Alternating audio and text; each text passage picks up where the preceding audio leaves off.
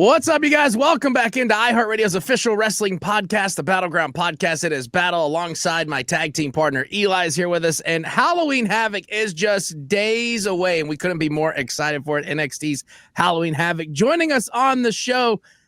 We can just go ahead and say the face of NXT, right? Of all of NXT, Jacy Jayne joins us. Yes, what a great intro. I love it. I mean, you're the face of NXT. We're not going to say it's Ricky. We're not going to say it's Blake. Nah. We're not saying it's Jordan. Jacy is the face of NXT. That's right. Let's go ahead and just start things off with this huge title defense for you at Halloween Havoc this Saturday against Tatum Paxley. What is your mindset heading into this one? I mean, do you respect the rise of Tatum, or are you looking at this as just another stepping stone, another name to check off the list? Both.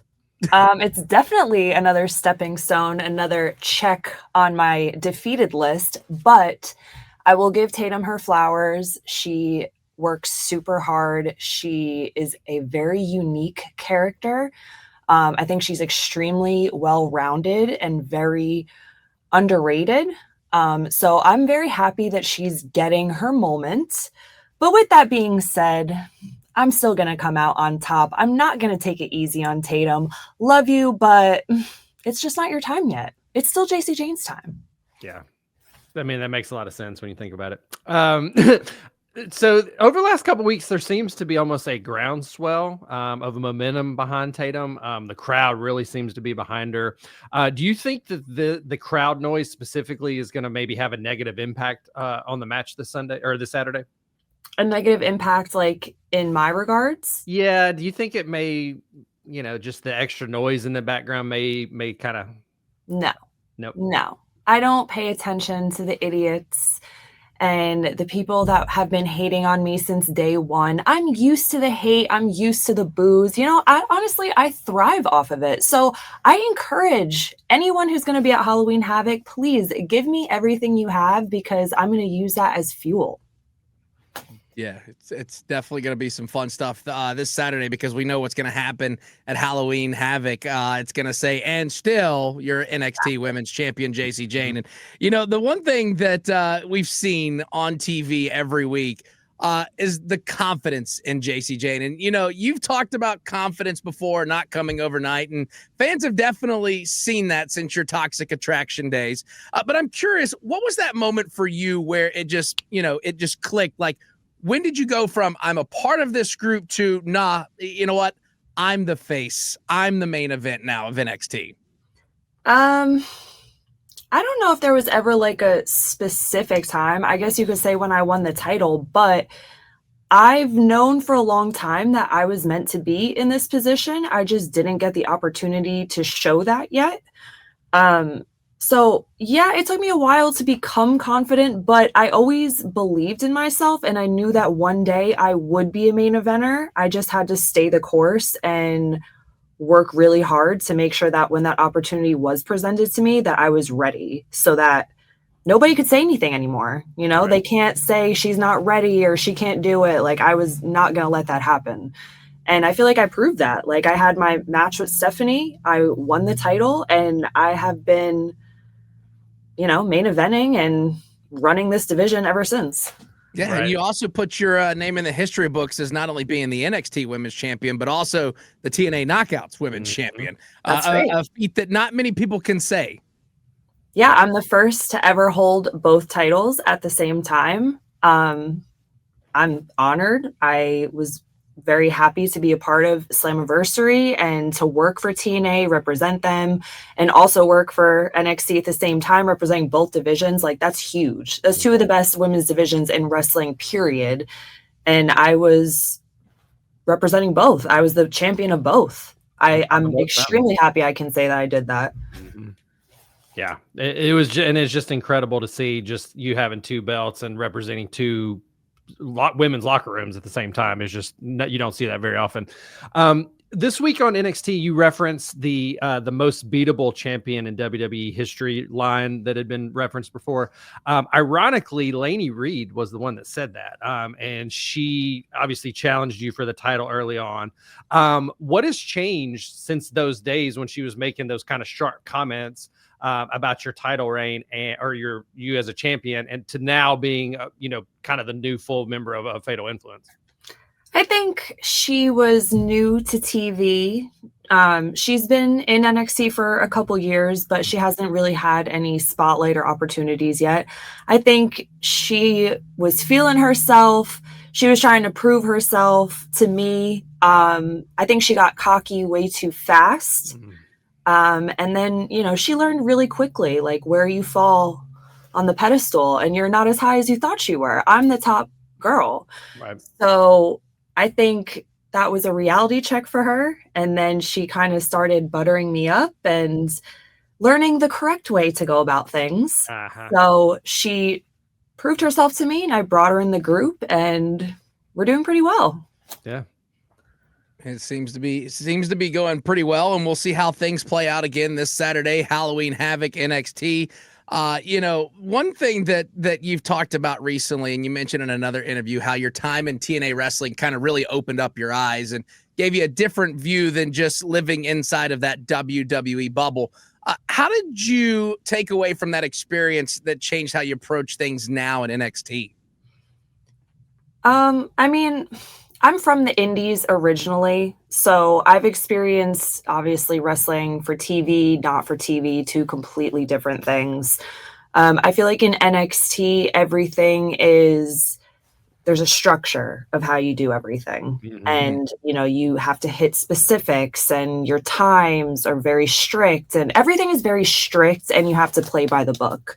TNA, it's a little more relaxed. You have kind of more freedom to try things, do things that you might not do on NXT TV. So I feel like I learned from that. Also, everything is put together more last minute. So I feel like your brain just has to be go, go, go. You don't really have time to think about it. Whereas in NXT, I feel like I have more time to think about things. Yeah, that's big. So that's challenging. But it was a great experience. And I feel like TNA helped put me on the map as a singles wrestler. I was always a tag wrestler in NXT. So when I jumped over to TNA, I had singles with Masha, and I feel like people were like, oh, wait, Jacy can wrestle as a singles? Like, I've never really seen that side of her. Right. So I feel like that just opened a lot of doors, and it got people talking, and it started giving me different types of opportunities. Yeah, absolutely. Specifically with you guys being in the spotlight, you've navigated big match pressure and weekly TV at the same time very well. What's kind of your mentality for staying fresh, creatively wise and physically?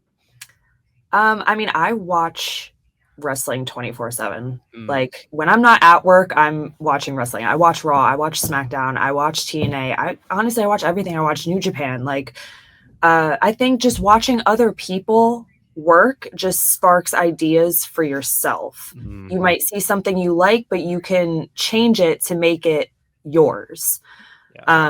So that's kind of where my creativity comes from. But staying in shape, I just work out literally every single day. Like, I'll have ring training, I'll do weights, I do a lot of cardio. I'm a big runner, so I go running at least once or twice a week. But it's a lifestyle, you just get in this role and it just keeps going. So it's just how, it's just life, honestly. Yeah. Keep it rolling. For sure.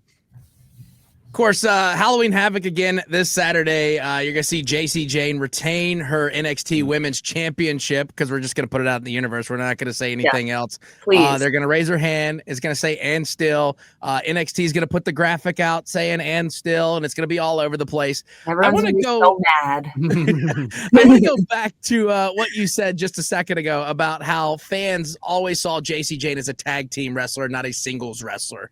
Yeah. And, you've been called in the past a great number 2, but I want to give you a shot now as you're holding that top spot. What did that label teach you when they said, hey, she's a great number 2? And how much of a chip on your shoulder do you carry because of that? A big chip on my shoulder. When I was told that originally, it really, really bothered me. Like, I don't know if it should have bothered me, because, it's not a bad thing to be a good number 2, but That's not what I envisioned for myself. I wanted to be the girl, the main event. So it really pissed me off. So I really went to work and I was, oh my God, I was training morning, night, every single day, no days off. It really changed my mentality. But I feel like people viewed me as a tag team wrestler because I was just in a lot of groups. Like I started off with Toxic Attraction, then it was just me and Gigi. Then we broke up. I was alone for like a hot second, but then I joined Chase U. I was with Thea. And then right after that, Jasmine was with me. So then we formed Fatal Influence. Then Fallon was with me. Like it was just always me with other people. So I think you're looking at it as a group, not as like, oh, it's Jacy. Jacy's just a part of this group. Mm-hmm. Right. Yeah. So, and obviously, good things have happened because, again, we go back to the beginning of the show. The face that runs the place, Jacy Jayne's the face of not only NXT, but also the women's division of NXT as well. Yep. Yes. Yeah. It's been a hell of a year for me. I will say that. Yeah. And it's not even over yet. So that's right. The best is yet to come. Absolutely. Do you think that what would you say has been the most memorable part of your NXT title reign so far? Has there been one thing where you're just like, pardon my French, holy shit, or just like what do you have a defining moment for you in your mind as a champ?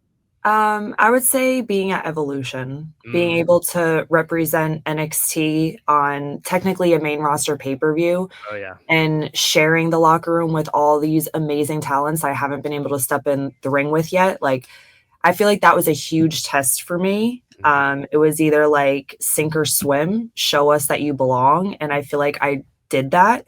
I feel like me and Jordan Grace put on a really good match that night and we represented the brand really well. So I would say that was the biggest moment so far, besides winning the title, I guess. But yeah. And you had some mad fans there too. A lot of people thought Jordan was winning that night. So everyone always thinks I'm going to lose. That's the fun of it. I love it. Keep doubting me. Yeah, a lot of buzz after that show. A lot of people were good. That was a killer pay-per-view too. Just an incredible show. Top. Yeah, it was. It was one of the best of the year, honestly. It was. Absolutely, for sure. Now, I know our time is coming up here as we're getting ready to wrap things up. We got a couple more questions before we let you go. Looking ahead for a second, when you look back, how do you want to be remembered as NXT Women's Champion? Like, when people look back on this run, what do you want your reign to stand for? Obviously, I guess shocking.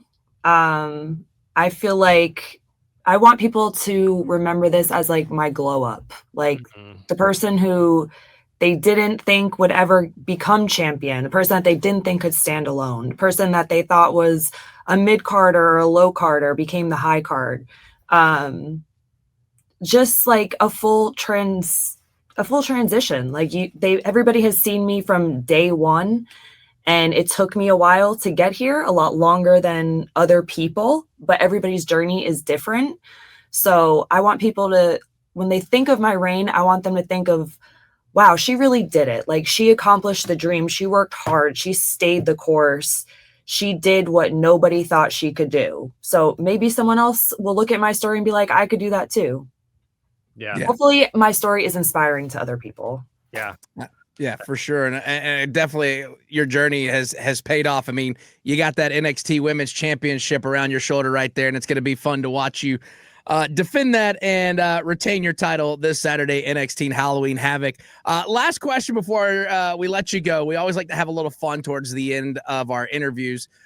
If we were to look at your playlist, like your music playlist right now, what is that one song if we're scrolling through that we see and it's like, I didn't think Jacy would listen to this song. What's that song that's going to surprise us? Wow. Right now. I mean, so recently I just discovered who Youngblood is. Oh, I don't know if it's like surprising that I would like him or not. I feel like it's not that surprising, but I just discovered him recently when Ozzy Osbourne passed, and wow, I love his music. So his new album, Idols, what's it called? Hello, Heaven, Hello, I think it's called, the song. Mm-hmm. I have it on repeat. Like, it's so good. It's like I drive to work, listen to it. I leave work listening to it. It's my hype song right now. Yeah, Youngblood is incredible. I watched that performance of him, and I was just like, this is like the second coming of Ozzy in a way. Yeah. But he's like an 80s rock star in modern day. It's so cool. He's incredible, and he definitely puts on a hell of a live show as well. Speaking of live show, again, Saturday, NXT Halloween Havoc. At the end of the night, we're going to have the and still NXT Women's Champion, Jacy Jayne, our guest today. Before we let you go, anything you want to say to the fans that are watching or listening to this right now? You know, whether you guys love me or hate me, you boo me, you cheer me, I don't care. I'm still going to be the NXT Women's Champion.